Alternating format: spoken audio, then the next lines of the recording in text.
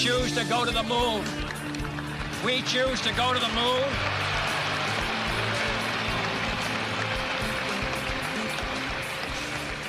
We choose to go to the moon in this decade and do the other things, not because they are easy, but because they are hard.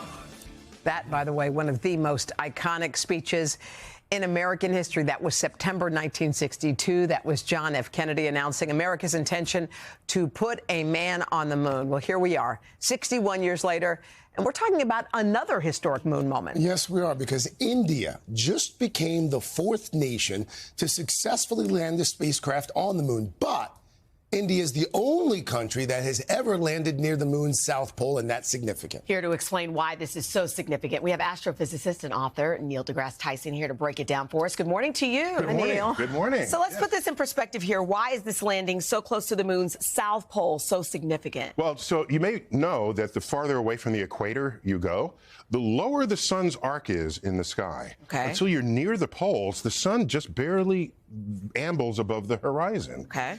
The same is true on the moon. If you go to the South Pole, where there are craters that have rims, the altitude of the sun over the horizon is not high enough to reach the bottom of the crater. So it's literally where the sun don't shine. Okay. And so,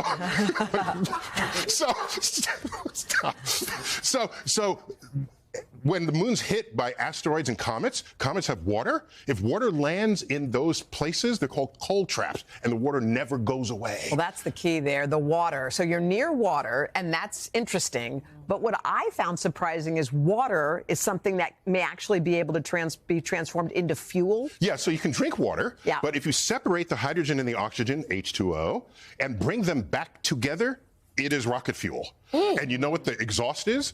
Water. Okay. So it's pretty clean rocket fuel, and that's the main engine of the space shuttle. That big orange tank that they used, that's hydrogen and oxygen being merged together to create the thrust to put that puppy into orbit. Wow. We understand you actually met with the Indian Prime Minister earlier this summer. What did you two talk about with regard to space exploration? That was his first comment. He says, here are our plans for space. We want to involve private enterprise. We want to grow. I said, yeah, good. I said, try to make sure everybody's involved, because then the whole country can participate. Because India's a diverse community of ethnicities and religions. And I said, that way the whole country can share in these visions. And maybe ambitions in space could be one of the greatest forces of peace. I was just about to say, and unify it. A unifying force of peace for everyone's unifying future. Force of peace. Let's let that marinate for a minute. Yes. Thank you, Neil. Happy that you came to see us. You got Thank it. you. Hey, thanks for watching. Don't miss the Today Show every weekday at 11 a.m. Eastern, 8 Pacific on our streaming channel, Today All Day. To watch, head to today.com/allday or click the link right here.